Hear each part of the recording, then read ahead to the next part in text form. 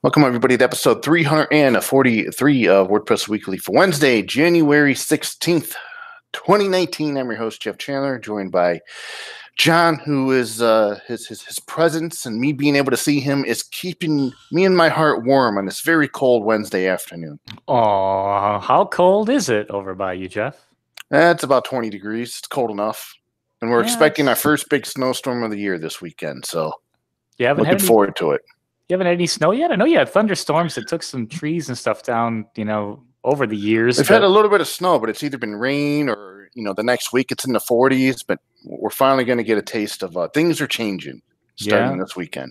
We're going to get a little bit of the end of this storm that's coming through. But so far, it's been pretty mild winter for us. And hopefully it stays that way. So speaking of storms, let's get into the WordPress. No, okay. That's a bit. There ain't really much going on. Actually, there is. I want to start off with, I saw this review that Mobile Chicane, I believe is how you pronounce it. This came back in November. This is a 5-star review for WordPress Weekly on iTunes. Thank you very much. Oh. And they say that thanks. This has become my new favorite WordPress podcast. Jeff Chandler and John James Jacoby. Hey, that's you. Hey, that's me. Talk about all that is going on in the WordPress world, as well as interviewing some pretty cool people in the community. Their knowledge gives a great point of view on what is happening in the community. Makes me feel like I'm sitting in a coffee shop with them. And P.S., WordCamp East Troy was the best ever. Oh! Exclamation point, exclamation point. There's many exclamation points. Wow, that's awesome. So, how about that? Who do you think that is? I don't know who that is, but thank you for the they probably live somewhere nearby if they're saying East Troy is the best ever. They probably attended. We did just have some folks from the Milwaukee area meetup came to my office this morning, and we hung out for a couple of hours talking WordPress and local government meetup-y kind of things. Like, people have heard me rant about the show and before, so maybe it was some of those folks, but I appreciate the feedback. Thanks. It's always every week. I look forward to hanging out with you guys and with Jeff and everybody to talk WordPress and what's going on and whatever's new. And so, I mean, there's not a lot of drama in WordPress Weekly this week, I feel like, but there's pretty cool stuff to talk about. So I'm excited to get through it. Well, just wait till the end of the show. I got some drama. We'll talk about. There's been some big changes as of late. First, I want to wish a happy belated birthday to Matt Malloy, who turns 35 years old. Hey, I'm 35 too, so I'm in that special 35 club, and but wait, is this the first time that you realized you and Matt are the same age? No. I've realized for a while now that we're pretty close. He just has a lot more zeros in his bank account. Oh, well, maybe. What is this? Do you know what's in Matt's bank account? No, it's just an educated guess. I mean, come on. But he's got a longer beard than me. Or at least he does have a longer. Can you grow a beard? I don't mess with facial hair. I don't. Yeah, I've never seen you with any kind of facial hair before. No. Once I start getting the stubble, I feel like a bum. I gotta shave it off. My wife doesn't like it either. She says it stabs her in the face when I try and kiss her. And in case our listeners are curious, you could use a haircut too. Yeah. Thank you very much, Jen. I only get haircuts when you tell me to. But Matt says he's found a good balance with meditation, work, sleep, fasting, eating, all that stuff. He feels that he's grown as a person. Of course, that's always a good thing to do throughout the year. As far as travel year, he covered 126 different cities, 20 countries, and 377,000 miles. And he showed a picture of a whale that he took. Too. So that was pretty cool. He says that as I pass solidly into my mid-30s, I don't have any drastic shifts on the horizon, but I'm looking forward to continuing to strengthen the habits I've been able to develop this past year. So, hey, happy belated birthday out there to Matt. Happy birthday, Matt. And, when we bring up posts from Matt's blog, it reminds me that we should probably bring up more posts from more blogs, more bloggers, more publishers, if you will. Because I like going over some of the WordPress-related blog posts that I think it's fun to read other people's blogs. I really I've been reading a lot more people's blogs, and I'm reminded how much I like doing it. Yeah, that's something we used to do forever, and then I got lazy. But then there's a lot fewer people actually writing blog posts out there, and I think as we're starting to see here, it's interesting that people who fast on social media, they remove Twitter, they remove Facebook a week from their mobile devices. A lot of them question whether they're going to reinstall them or it's refreshing these days to not be on social media for even just a week at a time. You really start to question, how much do I really want this in my life? How much do I really want to be able to go on social media and tap into this firestorm of media and frenzy and negativity that's going on in the world? How much do I really want to, invest in that every day? And it turns out for many people are finally starting to come around. They're getting social media exhaustion, which we've highlighted on the show multiple times. But it's happening to more and more people that I follow in the WordPress space on Twitter, and they're going back to either just writing on their personal sites or I don't know what they're doing, but it's not social media anymore. Well, Aaron Campbell from a longtime WordPress core contributor and security team member and all that has he had tweeted out something like, "What's the thing you wish someone would have told you when you were a kid about your career or something else?" And one of the things that I had thought of, and that I told him, and that you're reminding me of, is that I kind of wish someone would have told me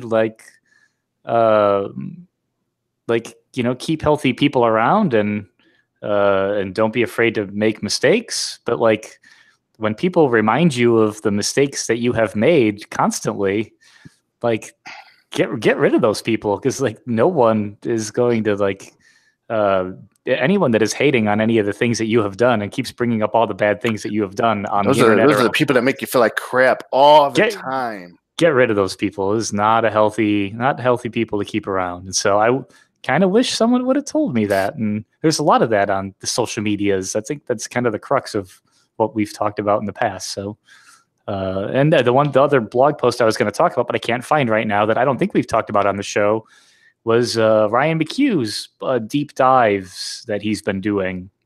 And his most recent one was, I think, on rewrite rules and WP Query.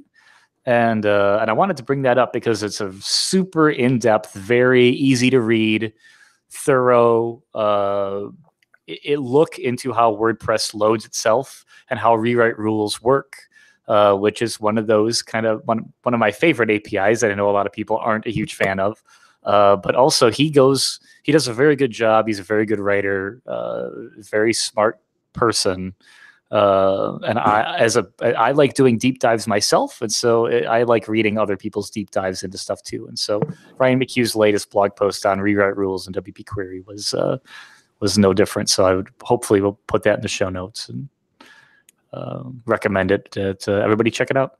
We'll definitely have that available in the show notes. Big news out of Automattic. They've announced that WordPress.com will be partnering with Google and other leaders in the news industry on a new platform for small and medium-sized publishers called Newspack. The team has raised $2.4 million in its first year of funding from the Google News Initiative, Lenfest Journalism Institute, Civil Funder, Consensus, and the Knight Foundation, among others. And this is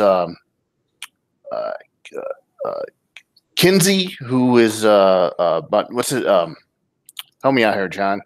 Kinsey's first name. He was acquired by Automattic. He's big time in the publisher space. From Longreads? Yeah, Kinsey. They came from New York Times or. Why can't I think of his name? Jeez, well. I feel like now you're gonna have to edit out the uncomfortable. Neither one of us know who we're talking about out of the show. Kinsey Wilson. Kinsey Wilson. Yes. He's big time. He held senior positions from the New York Times, NPR, and USA Today. He was actually brought over into Automattic, and now it seems to be all the pieces seem to be coming together for his sort of acquisition. He says that the goal is to both make sure that the catalog of publishing tools as well as business tools that news publishers need be able to run on what one hopes as a sustainable news operation are addressed simultaneously. And he says it's not simply a CMS for a newsroom, but a full business system that enables publishing and monetization at the same time. And right now it's sort of open to there's an application process that you have to go through. And throughout this process, there are requirements that you have to work through. As far you had to be somewhat profitable, or at least show that you have a budget or operating forecast for 12 months of service. And there's all kinds of other things as well here. And it looks like after they get this sort of beta period out of the way, they're going to charge between $1,000 to $2,000 a month for these sites to use this service or platform. And the applications are due by 11:59 p.m. Eastern Time on February 1st. And the effort will be funded by Automattic through development period, which extends through January 2020. So there you have it. So they're kind of working on a, I don't know if you'd call it a fork of WordPress.com, a fork of WordPress, but it's going to be a service, and it's going to be tied to news organizations. I think the announcement was interesting for like a number of reasons. Like when you look at the newspack.blog website, it's a single page with a big header image. It looks like the 2019 theme. Yeah, it looks like it's using the default theme. But there's no hint as to who authored this post or who wrote it. There's not really a hint as to, buy WordPress.com. But when you were bringing up Kinsey, one, I had forgotten that he was Automattic's president, but also I didn't see his name anywhere in the post and couldn't find who authored it. I know folks tweeted it. It's been shared, all around the web.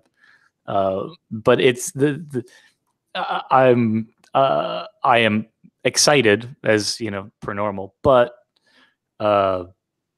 I'm still pretty curious about, I would like to talk to somebody on the show to learn more about the goal here, like really the goal, because I know a little bit from working on Automattic on VIP about who potentially their target market actually kind of is for this, but I don't know if I'm right anymore because that was a long time ago.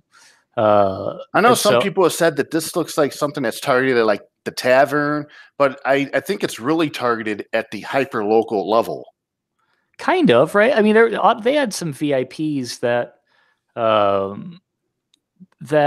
were, I don't want to say that like overpaying isn't the right word, but they have Automattic and WordPress.com VIP have a wide range of clients. And so, like local news stations, should they be paying VIP level prices for the occasional story that happens in their local town that actually requires a massive bump up or scaling of traffic?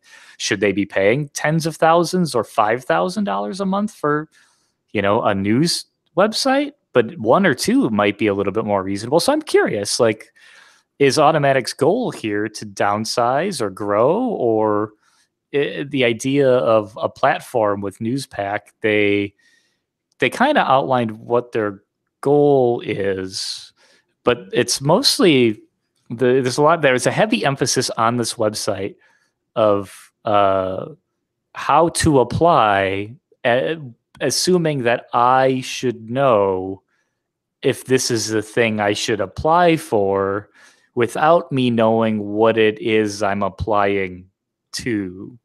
Like, with the idea with Publicious and my sort of distribution of WordPress, even though I've fairly poorly outlined what it is I'm going to try to do, and it's still vaporware until we actually start shipping something. But to me, this seems kind of early without there being anything visible. There's nothing on GitHub. I can't find anything about it other than this post. Well, so like for instance, some of the requirements are that candidates must commit to participating in a bi-weekly video call and making staff available to assist with the migration of their site to the Newspack platform.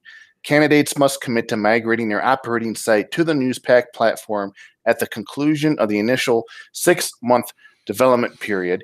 and the site should be designed to meet the news and or information needs of a distinct geographic region or distinct subject of area, and site should be producing original content and not be a peer aggregator.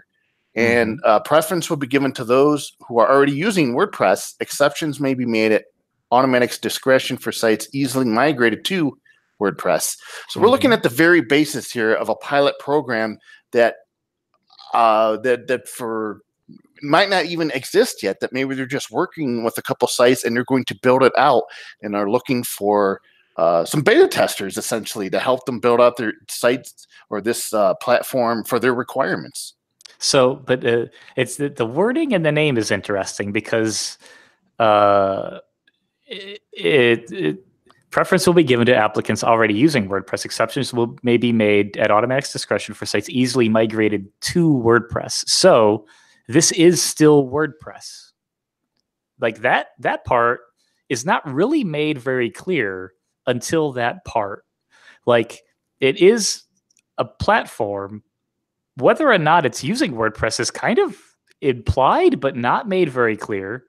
And then, is it WP admin? Does it use the dashboard for WordPress.com? How do publishers actually publish content? Does it come with AMP? Is it AMP powered by default? There's not really a feature set here, which may be intentional, but it makes me want to know more of the details, and makes me wonder if any of those details the feedback I've seen in this announcement is that it's very vague, and people really don't have a detailed clue as to what Newspack is, what it does, and what it's going to enable publishers to do, and how will it enable them to do it. Right. I guess that is why I feel similarly and think we should try and get someone on the show to talk about it, because I'm really curious to hear more. Yep. So we'll keep tabs on that and see how that develops. Corey Miller, friend of the show, has announced that at the end of this month, he will be stepping away from iThemes. He says that after 11 years of leading iThemes, the WordPress software company he started in 2008 in his home, which was acquired in January 2018 by Liquid Web, he officially turned in his notice earlier this month and will be departing January 30th, 2019. So it's a bit of an end of an era, at least particularly for Corey. Matt Danner, who has been by his side throughout this whole entrepreneurial journey for iThemes, will be taking over Corey's role. And as for Corey Miller, he's going to be doing some business consulting and coaching, helping entrepreneurs. He's also going to be furthering the push to raise awareness for mental health. And he's going to be doing some other things that he really doesn't even know yet. He's going to be exploring things, as he says, with a child's curiosity, and see where sort of the journey takes him on his next chapter. But for me personally, I was once iThemes was acquired by Liquid Web, one of the first things on my mind was, well, how long is Corey going to be sticking around? And and at the time, and to his credit, and maybe there was some vested time period there within the agreement. He said he was going to be sticking around, but here we go. Another founder of a company that was acquired by a web host in the WordPress space is now stepping away from the company he founded. And I think it maybe was just natural progression. Hey, now he has an opportunity to go try and do something else or explore other opportunities. And something that Corey said here that I thought was really cool is that he feels like, where is it here? Anyway, so I'll look for it, John. But any thoughts on Corey's move here? So I've known Corey a long time, and so if Corey is happy, then I am happy, and that's the most important part of this. The reasons why somebody leaves or somebody sells or somebody joins or anybody makes a change in their lives are up to them and themselves. And Corey has always done a great job of pouring his heart out, being very open and transparent about the reasons why he's doing things and how he feels about it. So I wouldn't look anything more into it than what's in this post. I think it's knowing Corey, he's surrounded himself with a lot of healthy, really smart people. And he has taken an idea from nothing to being hugely successful, and he's found it a home. And so if he's happy with the home it has and he's looking for newer and neater other things, or he's found other things that he's passionate about while doing the iThemes journey, then it looks like that's what it is to me. And I know he's working on a podcast with Lindsay. I know he's doing some coaching and teaching. If he's happy, I'm happy. That's all I've got to say about it. And he says, quote, "I've been renewed by a sense of meaning and purpose, and I want to make the most out of what time and talent I have," unquote. And, you know, it's got to be awesome to have that. In fact, I know it's awesome when you have that feeling of a sense of meaning and a sense of purpose. We talked about it last week, right? It's a very unique, empowering feeling. Like, it gives you a lot of energy to move forward. And it's awesome to be able. I mean, he's been doing this for 11 years, and I think for a lot of people, once you make that change, you know, you've been going the same direction for so long, and then once you change directions, and maybe you're back down onto the ground floor, and you're part of a project or something new where you have a sense of meaning and purpose again. Man, it's rejuvenating. Yep, I agree. And it's all these kind of separations. I mean, I feel like everybody leaves happy with stuff like this. Matt seems happy. Matt Danner. Hi, Matt. Corey seems pretty happy. The team seems pretty pumped and excited. It seems like as good a time as any. We've talked about it multiple times with multiple people on the show that have transitioned or sold or renamed or moved or rebranded or whatever. It seems healthy. So, and Corey won't be completely leaving the WordPress space, I don't believe. And if he does or he plans on it, I won't let him, because I'll bring him onto the show and we'll talk about what he's been up to. You know, people always say they're going to stay in touch, or we're not leaving, or we'll stick around, or we'll help. You know, life happens. Those are like good intentions. And so I think when people say those things, usually my response is like, it's okay if you don't come back. We'll happy trails. We'll figure it out later. It's okay. We'll remember you. We got plenty of time, right? If we've all got 100 years in us, maybe, give or take, then we got plenty of time to hang out again later. It's all good. Just an update on the progress of WordPress 5.1. Gary Pendergast published on the Make WordPress course site that 5.1 is on schedule and is progressing nicely. He says at the time of writing the post, they had 123 open tickets milestone for WordPress 5.1, which is down from nearly 500 a week ago. And he sent out a thanks to everyone who has helped triage the tickets. They're aiming to have a beta 2 release on January 21st with a beta 3 on January 29th. Release candidate 1 on February 7th. And if all goes well, WordPress 5.1 will be released on February 21st. And you highlighted one feature that's coming in WordPress 5.1, and that is the expanded white screen of death fatal error protection for users. Something else I've seen that I believe is going to be making it into 5.1 is a new function, human readable. It's estimated. It's almost like an estimated time to read function. Yep, that will be added to. I saw Adam post that the other day and commented on that briefly. Yeah, the human readable duration. So, is something is 3 minutes and 10 seconds long, having 3:10 is maybe not always an easily translated string when it comes to taking that time duration and turning it into something that would sound like a person reading it. And so WordPress has had a function in it for years called human diff time.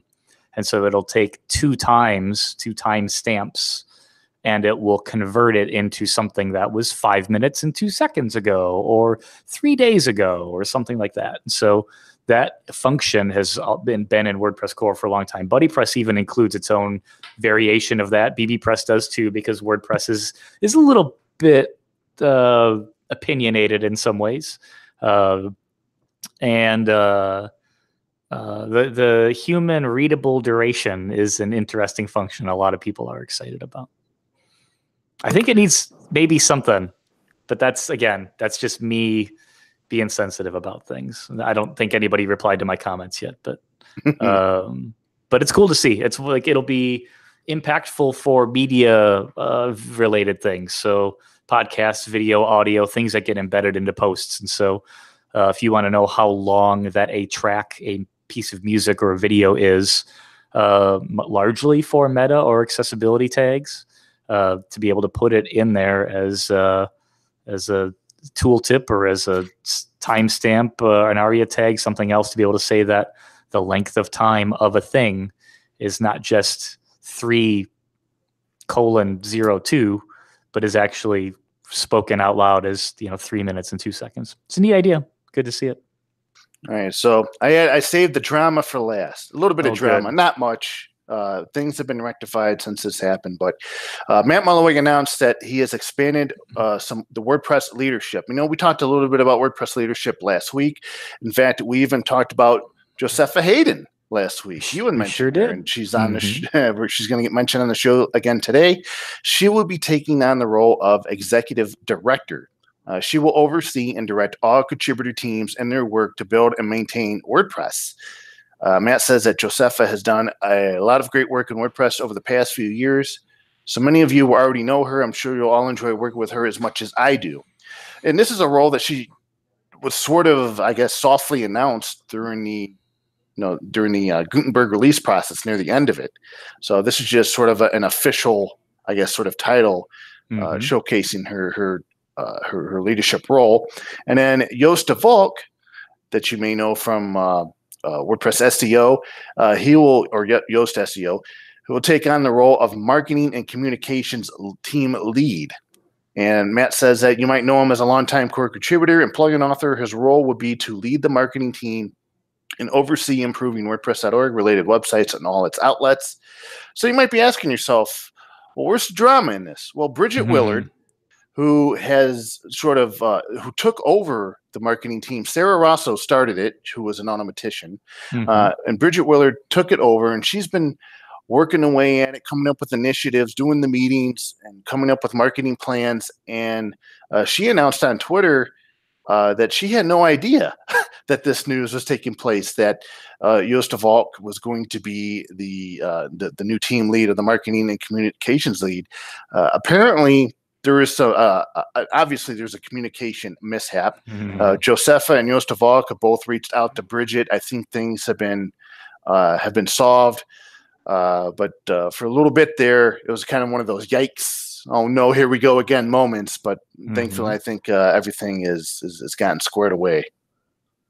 But here we go. We're expanding the leadership here, and I think some of this is in response to what happened with the accessibility team, who are team leads, and who is at the helm of speaking on behalf of, or making decisions on behalf of, the team.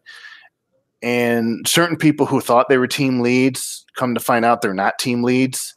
So I think this is just Matt's way of saying, well, officially, this person is this team lead, officially this person is that team lead, and now we actually have someone to go to, or who's making these decisions. And just a little bit more of the whole expanded leadership thing. And now we don't have one person making decisions for all these little teams. You have individual team leaders. Right. But and the drama comes in, I think, and where the governance project really is trying to clearly communicate some of these points. And I am going to paraphrase poorly, but even though it's not just one person making these decisions, when it is just one person making the decision about who is allowed to make the other decisions, then it is kind of still just one person making all the decisions. And so I think Daniel Bachhuber has several comments on this blog post that I would tend to agree with, that the miscommunication here is a preventable mistake. If there are folks that have been putting in hard hours and have been largely leading a very specific initiative, and for them to not find out until this post happens that they were apparently not even a candidate for this position, nobody reached out to them. Nobody said that this was an opportunity. Nobody asked them for their opinion, and for someone else to come in and be given that job, it's not good. It is a mistake, feels like a mistake. And it's not the first time this mistake has happened, unfortunately. And so it's not a mistake that it seems like anyone has learned from so far. Well, if you put yourself in Bridget's shoes and you look at this announcement and you don't even see an acknowledgement about the work that you've done and put into and volunteered, it's very lame. And with Bridget, I could totally sympathize and feel for her in that. If it must have felt like a slap in the face of all the work and time you've put into the project. All it takes is something like that to make someone feel that way. Yep. And it does accidentally, I think, right? This is not like someone is going out to hurt people's feelings, but it does prove a few different points. I mean, maybe it doesn't, but it does provide proof of things that I've mentioned about contributing to WordPress core over the years of being on the show with you, is that there's a lot of people contributing now, and it is plausible to speculate that Matt didn't know that there was somebody other than Justavalk in the mix. It is plausible that the efforts of Bridget and others were shadowed by the relationship or anything else from other people, and it kind of makes the meritocracy of this fail, because someone can work really hard for multiple years and do their best, and then still kind of get completely overlooked for what I would consider to be a promotion, or an announcement of recognizing some people's success in the community officially, and that in this case seems to have happened at the expense of somebody else, which is never ideal. And so I don't know, I know that Josepha had commented that they've reached out and talked privately. I'm not trying to bring up bad juju or anything all over again on the show. That's not my point. But this is another learning experience, and but it's not the first time that we've had to learn this. So Darren left a couple of great comments, I think, on a post. I want to share some of them. And he says, announcing the roles is needed, of course, but along with that, I think it'd be helpful to have documented somewhere the responsibilities of those roles and the scope authority that's been granted to them. Also, is the duration of the role unlimited, or is there a time limit? Documents like that, and they'd be living documents, are useful to the various contributors to WordPress and understanding what expectations they can have from these folks. His comment continues, I do think existing effective team reps should have been given a heads up before the post. Not only is it a courtesy to recognize the efforts and contributions they've made in these roles, but it is also a preventive measure against some of the hashtag WP drama that ensues. Don't leave room for assumptions people make about how you value those team contributions. I believe you do. He says in parentheses, of course, there'll always be drama, but I think much of the drama we see is preventable. And he ends his comment with, along with that, it would have been good for the post to acknowledge the existing team efforts and how the existing roles overlap with the work current teams are doing. In parentheses, this is where linking to a prepared document would have been useful, in parentheses. And Daniel Backhuber agrees with the post. A few others agree with as well. And if we start to see like these documents showing up, and nominating team leads and having terms for these term limits or durations for these team leads, are we basically not seeing WordPress government happen, in front of our eyes now, that maybe we don't need to have the government's project to take place, because it's kind of, we're starting to see it happen naturally now? Right. Yeah, and that's like the thing that is interesting to me is how much I think that groups of people really do need structure, and that individuals really do want freedom, which is just fascinating to watch. The two very opposing viewpoints try to coexist in open source software development constantly, makes it kind of at odds. And so I think as a community that the WordPress project has frankly done a surprisingly good job overall at self-governance. There's going to be some conflict and, hashtag WP drama, and there are going to be personalities that collide. There's going to be different people that want to go in different directions, but largely things go pretty smoothly.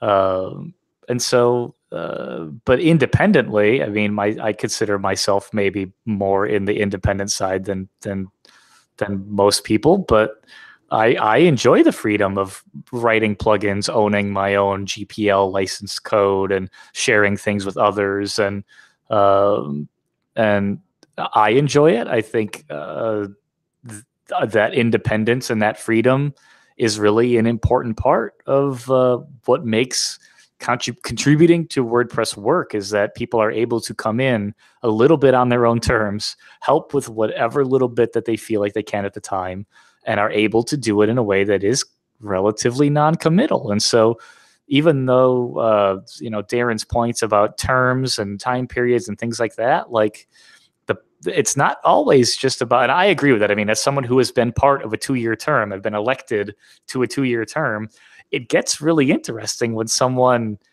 doesn't fulfill their entire 2 years, because you either have no one in that position, or you have to appoint someone for that position, or you have to re-elect someone for that position. At this point, Matt is the person who is just appointing everyone to all of the positions. So it's maybe a little bit less of a problem here, but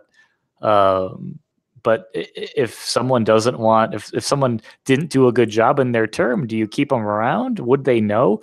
Are they entitled to that 2 years? Do they just squat the position instead of it being something that they actually have to continue to work at and maintain in order to keep their role in that in the community?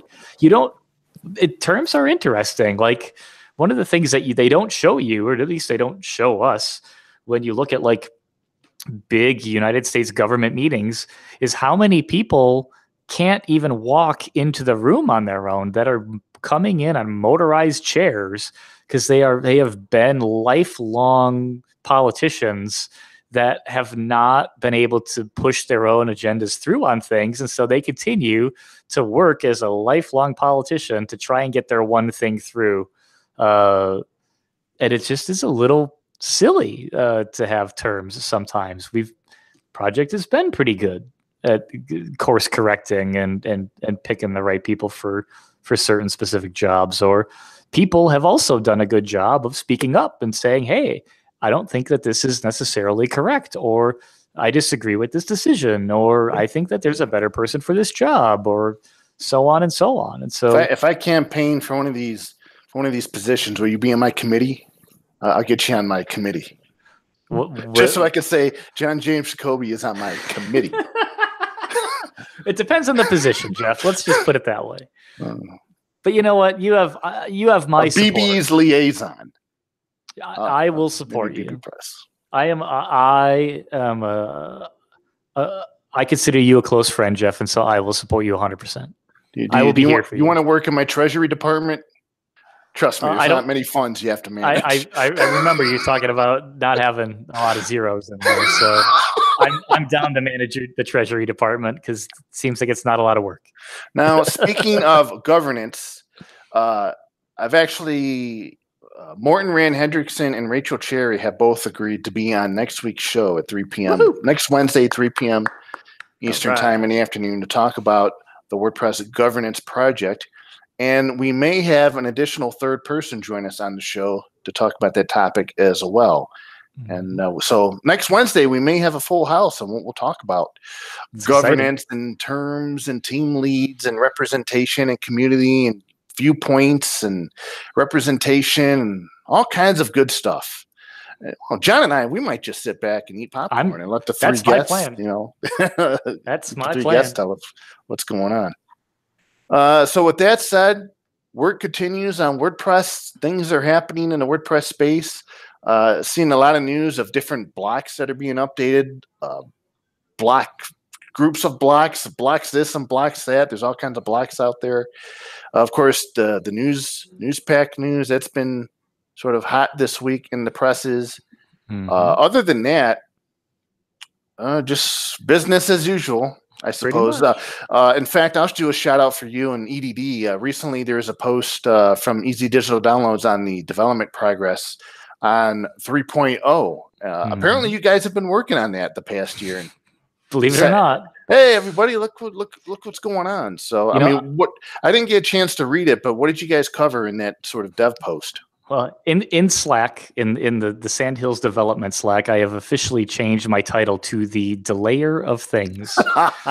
So I feel like that is not a cloud. Slayer, Delayer. No, Delayer. That is a cloud that follows me with pretty much anything that I have a tendency to touch or work on. But since I've been working on Sugar Calendar a little bit more, Chris Klosowski has been leading the charge on getting EDD3 packaged up and ready to go, which I think is smart, since him and Pippin both kind of have the most experience with shipping Easy Digital Downloads versions to all of the users out there. And so Chris's update was mostly just to keep people comprised of the fact that it is still actively being worked on, and then bringing up some of the post status changes that we are able to make as a result of moving all of the content in Easy Digital Downloads out of the WP posts and post meta database tables and into custom database tables that will help with faster reporting and all those kind of things. And so one of the things that Sunny and I together had worked on in the early days of this migration and then kind of shelved was the way that a custom post type in WordPress defaults to the word publish, meaning that a post is public. And so for a WooCommerce product or an Easy Digital Downloads product, having a status be publish is a little bit silly. Like, it is contextually not the right word to use for that piece of data. And so the decision was made in Easy Digital Downloads a long time ago to just stick with publish. And then every place where it made sense for sales or for discounts to just hijack the string and change it to completed, or to change it to active or inactive. And so that has been the way that old EDD has worked for a long time. And new EDD or EDD3 will finally switch away from the word publish and just actually use the right word. And so the easiest way to do that is also involves just editing all of the old content, switching the status from published to completed, and then just migrating the data as is that way, instead of trying to do it one at a time or on entry or update into the database. So Chris put together a pull request from a lot of the notes and half work that Sunny and I did. Chris took the ball and ran with it and finished the job, and really to update folks that if there are people that happen to be running their own custom database queries against EDD posts, that if they're using the word publish in their string, in their MySQL queries. I don't like saying MySQL. I like saying MySQL, but everyone else is MySQL, so there it is. That they should be using the word completed now instead of publish. So some of the little technical details on the EDD development blog. So look for beta soon, and 3.0, quickly after, I hope. All right, two other things I wanted to mention quickly here. The WordPress support forums have been updated to include Twitter, GitHub-style auto-completion for usernames. Yay! I like that. So as users begin typing usernames in the forum's TinyMC editor, it will begin to suggest usernames narrowed further by characters typed, which I think is something BB or BuddyPress has had for a while. For a while. Yep. And a similar feature was implemented on WordPress Track about 3 years ago. The app mentions have been implemented across all of WordPress.org forums. So that's pretty neat. And the other thing is that I noticed sort of a discussion about there is a major bulk edit of tickets in Track of all kinds of different components. And one of the discussion points I noticed was that the possibility of auto closing or marking things as stale.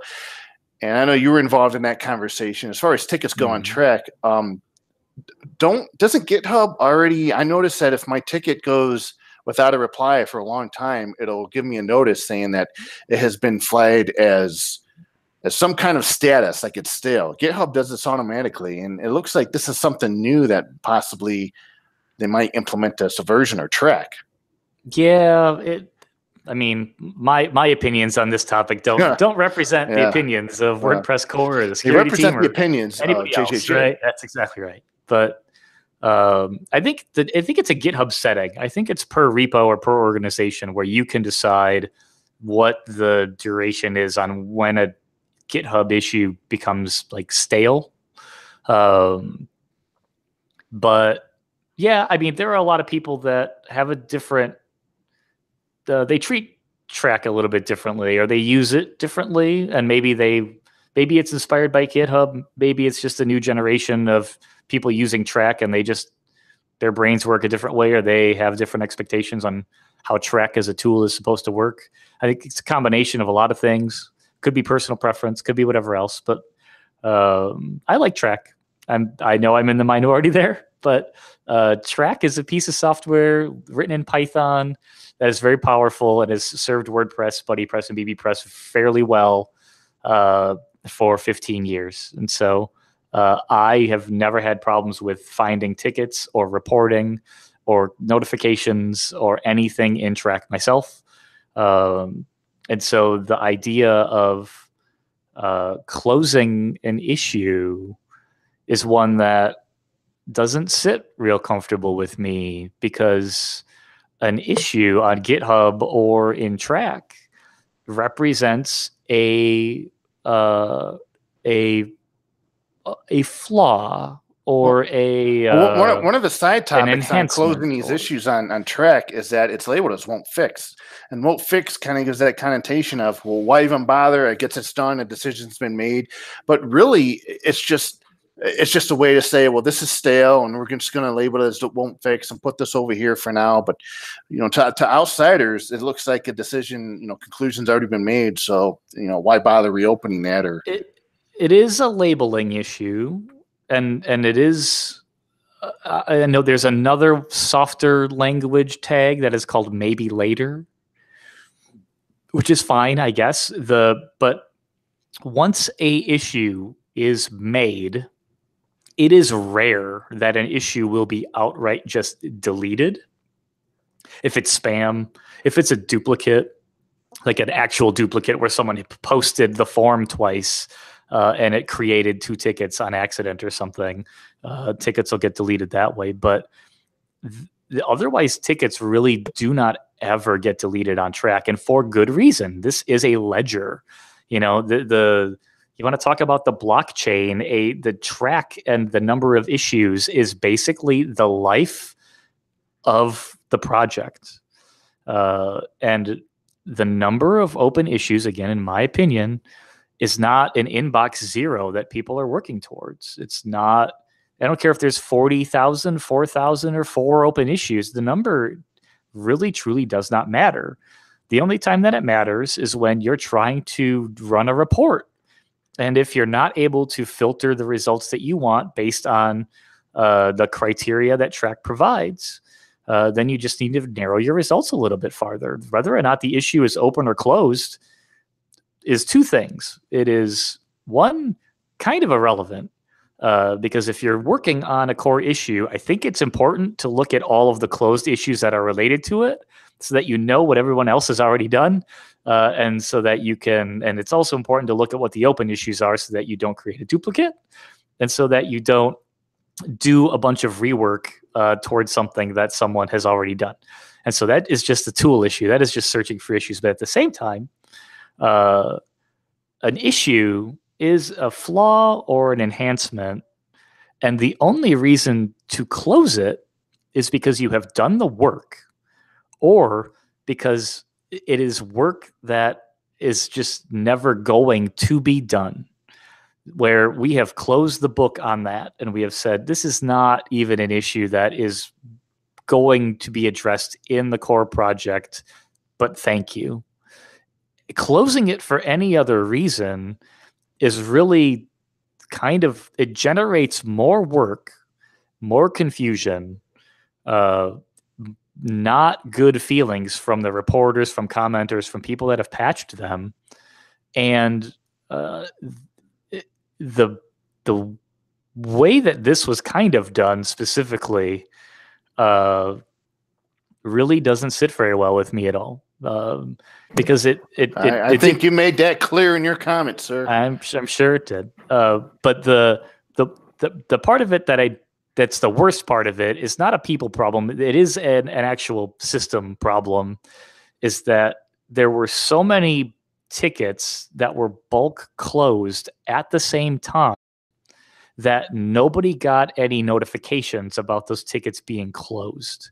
The system timed out and said, I can't send an email to this many users about this many issues because the email would be too large and the number of recipients would be too large. And so it just did not notify anyone that 2,000 issues in WordPress core track were just closed, which means there was no transparency. There was no notification. There was no ability for anyone to wake up and go, hey, that issue is important to me and I want to see it through. They'll never know that issue got closed because it was done with so many at the same time. The other part of it is that there was no public discussion about that many issues being bulk closed. Nobody in Slack brought this up that anyone can find in any public channel. And so under whose authority, right? Was this the direction that things had decided to go? And that I keep saying that because I think that is kind of the governance project idea is like, if this is just something that somebody did on their own, then why didn't they speak up? And if this was a decision that was made by a specific team, why wasn't the triage team that is starting to form brought under that fold to say, hey, this is something that we're thinking of doing. What do you think? It's just an awful lot of terraforming of the open issues and priorities of the WordPress project without there being any transparency into how or why it happened. And so it's easy to just go, well, somebody made a mistake, but then the issues were never reopened. And so what do we do now? It's an interesting problem that has kind of been created. And like I said in the comment, once you close an issue, now you kind of have two problems. Why did it get closed? And how do I reopen it? Like, that's the first things that go through somebody's mind. And so then they're going to comment. They're going to try it. And the process right now is not clear. If they don't just go straight to track to open their issue, then they have to figure out what component that their issue is currently in. They kind of have to figure out when that component team meets in Slack. They have to be part of the WordPress Slack. They have to appear in a Slack meeting to then lobby the component team to prioritize their issue and figure out why it was closed and how they can get it reopened and reprioritized. Just the simple act of closing an issue requires all of this additional work when the issue could literally just stay open and nothing happens. It doesn't matter if it's open, because it doesn't get in the way of anybody doing their jobs. or volunteering or contributing or whatever. So I really am not a huge fan of the bulk closing of all these issues. And that is me on my soapbox for the week, I guess. So two things. Shout out to Matt Medeiros for your tweet of the gif of John working in the Treasury Department. It's actually Scrooge McDuck jumping into his vault full of gold coins. And secondly, Slack has changed their logo. What do you think of their new logo? I didn't notice. So Slack had a hashtag tic-tac-toe looking thing for their logo. They've changed it. They say that it was extremely easy to get wrong. It actually had 11 different colors. So the different parts that were overlaid on each other were different. And they said that instead of, if you place it on any color other than white or at the wrong angle, instead of the precisely prescribed 18-degree rotation or with the colors tweaked wrong, it looked terrible. I believe it. So now they've changed the logo, and it looks more like a little bit like a spin wheel or a pinwheel with 4 colors. Kind of, I think the same 4 colors that you'd find in the Windows logo. I mean, there's a blue, green, yellow, and a red. So the 4-color idea is not new, right? Like lots of companies, including Carrie's going to hit me when she sees me Quad Graphics, where she used to work. But she takes video of this. Yeah, she's of her hitting me. Oh yeah. Sure. But I mean, Microsoft, Oracle, I think maybe for a while, like this is not unusual because I think that these 4 primary. I think they're all 4 primary colors: yellow, not blue, green, red, and yellow. The 4 colors that unite software or something. Basically, right? They are very. They do. Somebody put together a long time ago, kind of what different colors convey. Blue kind of being corporate-y, doctor-y kind of things. Orange being like warmth and comfort. There are all these sort of moods that colors are supposed to represent. Now the Olympic rings are red, green, yellow, blue, but there's also the 5th one, the black one. Black one, that is right. But these 4 colors, I think, kind of represent maturity. They represent success. They sort of say, like, you made it. We are here to stay. And that's what I see when I see these 4 colors. I don't know that was in the mood colors for iconography and things that I had seen, but when I see 4 colors like this, to me it sort of seems kind of intentional, like they're saying that they're not going anywhere for a while and they're here to stay. So I'm looking at it now on the blog. I didn't see it in the app. Did it change in the app yet? Because yes, I believe it changed today. Oh yeah, so you got to update the app. Yep. You can read more about it. We have a link to it in the show notes, but they also link to Pentagram, who's the company that did the redesign of the logo, and they sort of go into a bit about the colors and the brand, and they say that the identity updates Slack's familiar hashtag logo to work consistently in different scales and contexts, and they also say that the extended visual language introduces a more refined color palette while retaining the brand's playful visual personality. And if you click the link, they actually there's a pretty in-depth case study on the design process behind this logo. So not that we want to talk about Slack's logo all afternoon, but we have some time, so I'm willing to put my opinion out there.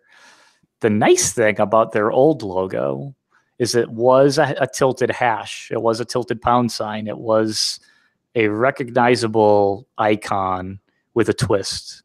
And that icon was used in Slack channels. It was the hash versus the @. It kind of does ubiquitously combine the things. The hashtag does kind of represent a topic, if you will, in a world of, forums or post connections. And so this new icon means nothing. It is a pinwheel that has no recognizable glyph or letter or a keyboard representation. So I like it. It's pretty.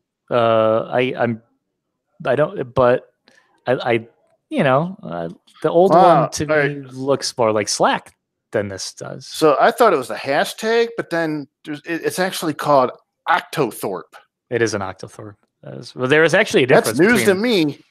There is a difference, and I think an octothorpe is a specific variation of whatever it's actually called. Like there's one that means something, and there's a different word for it. Hashtag pound symbol, Octothorpe, tic-tac-toe. I mean, I don't know. My terrible memory of all of these things, aside from it just being like the number sign or a pound sign, but I thought there was another. Somebody correct me or tell me that I'm wrong eventually. Have you ever been called an Octothorpe? Not yet.